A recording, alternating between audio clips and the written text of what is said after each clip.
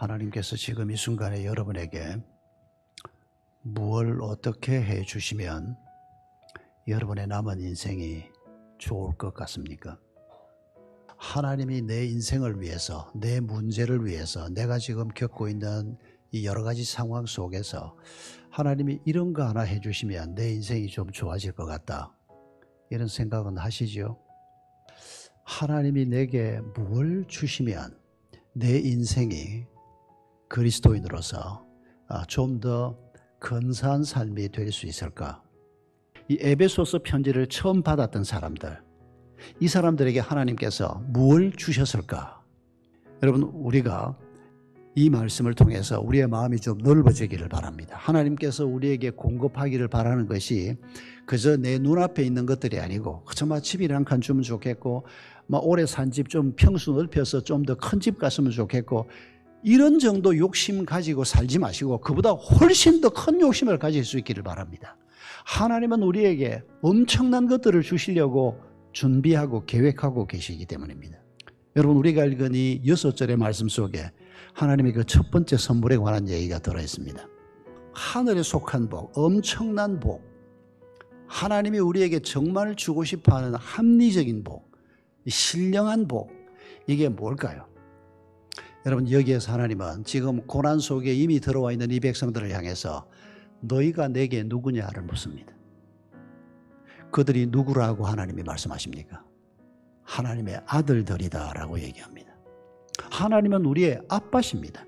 우리를 아들이라 딸이라고 말씀하시는 분입니다. 하나님은 우리에게 내가 너희 아버마마다 그렇게 말씀하신 게 아니고, 너희 아버지다 라고도 말씀하지 않고, 내가 너희의 아버지다, 내가 너희의 아빠다, 이렇게 자기를 우리에게 설명하셨습니다. 여러분, 우리가 어떤 상황을 만나든지 간에, 우리가 어떤 고통 앞에 서 있든지 간에, 우리가 먼저 기억해야 할 것은 하나님이 내게 어떤 분이고 내가 하나님께 어떤 분인가 하는 이 하나님과의 관계를 우리가 바르게 깨닫고 이 관계를 잘 유지해 가면 어떤 고난도 우리를 이길 수 없을 것입니다. 어떤 환경도 우리를 덮치지 못할 것입니다. 하나님이 너에게 누구냐? 그걸 잊지 말라는 겁니다. 하나님이 내 아빠라는 것만 우리가 잊지 않는다면, 우리가 어떤 상황 속에 있든지 아빠이신 하나님이, 엄마이신 하나님이 우리를 버릴 리가 있습니까? 하나님은 모든 권능과 모든 지혜를 다 가지고 계시는 분입니다.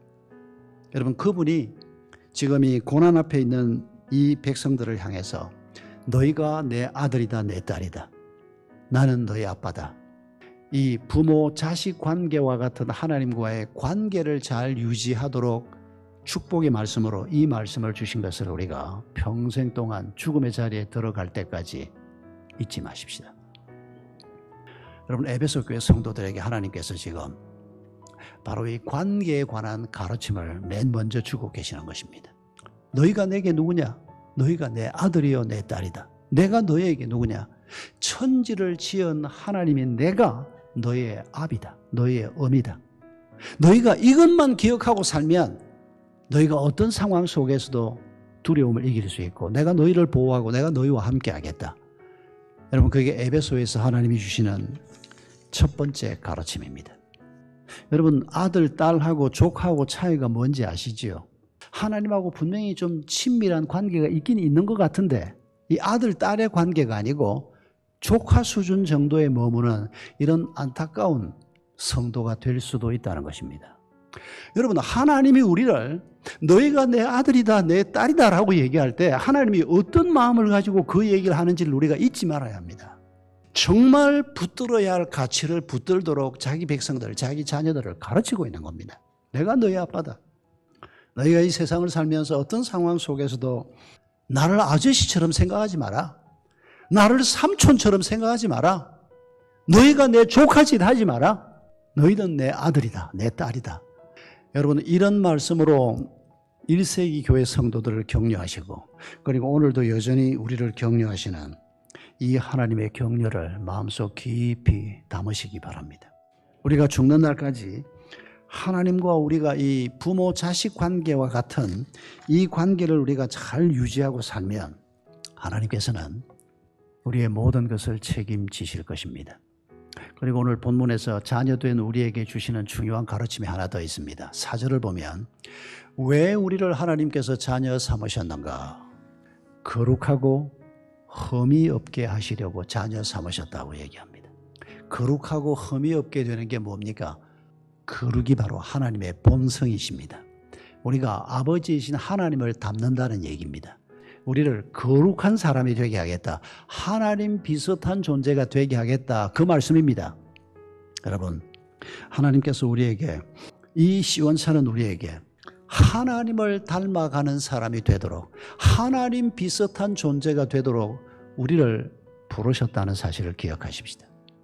여러분, 우리에게 정말 50억이 있어서 하나님이 정말 기뻐하는 그런 삶을 우리가 살 수 있다면 왜 50억을 안 주시겠느냐 그 말입니다. 우리 아버지신데 내가 아빠라면 50억 주겠습니다.